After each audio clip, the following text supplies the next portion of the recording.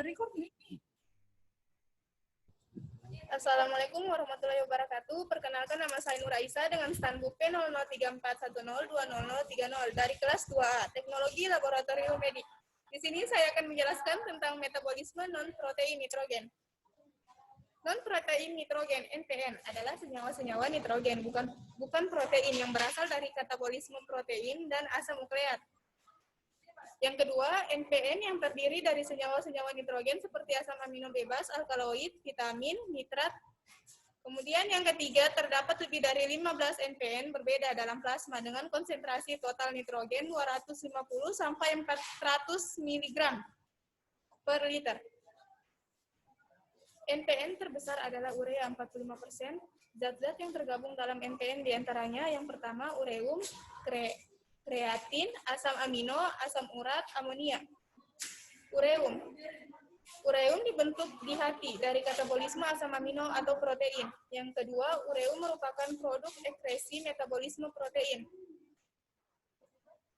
Kemudian yang ketiga, ureum difiltrasi di glomerulus dan diabsorpsi di tubulus. Yang keempat, reabsorpsi menjadi lebih besar dengan meningkatnya kadar urea dalam urin. Sebaliknya, reabsorpsi berkurang bila urin makin cair. Yang kelima, meningkatnya ureum dalam darah dinamakan uremia. Hal ini terjadi karena disebabkan adanya ekskresi ureum yang terlambat karena kegagalan fungsi ginjal. Yang keenam, batas normal ureum 1,7 sampai 8,3 milimol per liter. Urea, kemudian selanjutnya urea darah seringkali diperiksa atas nitrogennya yang disebut dengan istilah blood urea nitrogen atau BUN. Penyebab kenaikan BUN adalah adanya peningkatan katabolisme protein, peningkatan pencernaan protein, dan penurunan laju glomerulus. Kemudian selanjutnya keratin. Keadaan yang berhubungan dengan peningkatan kadar keratin adalah gagal ginjal akut dan kronis, kanker, usus, kandung kemih, testis, uterus, dan prostat, leukemia, diet tinggi protein. Yang kedua, keadaan yang berhubungan dengan penurunan kadar keratin dapat disebabkan karena kurangnya asupan nutrisi. Yang ketiga, peningkatan kadar keratin dalam plasma dan jaringan tubuh lain akan meningkatkan resiko kerusakan pada ginjal.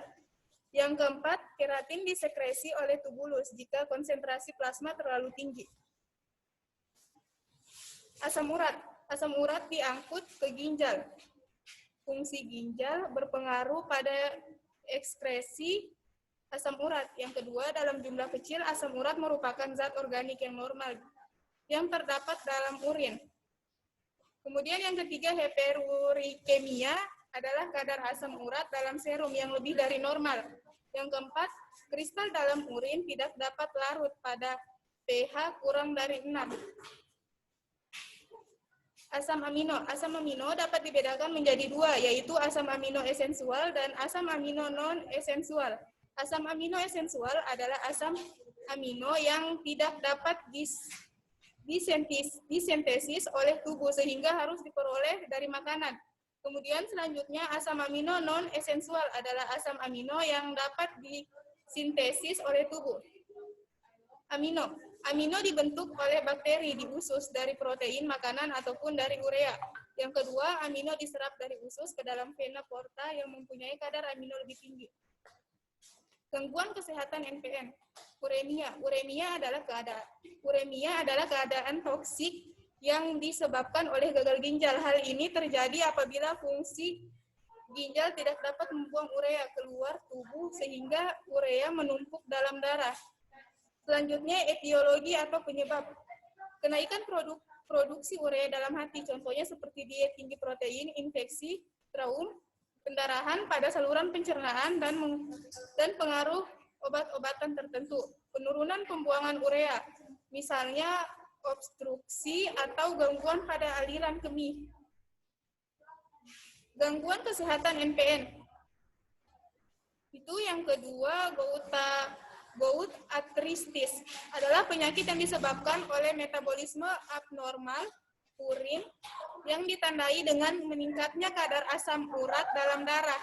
Yang kedua, terbentuknya timbunan kristal berupa garam urat di persendian yang menyebabkan peradangan sendi pada lutut dan jari.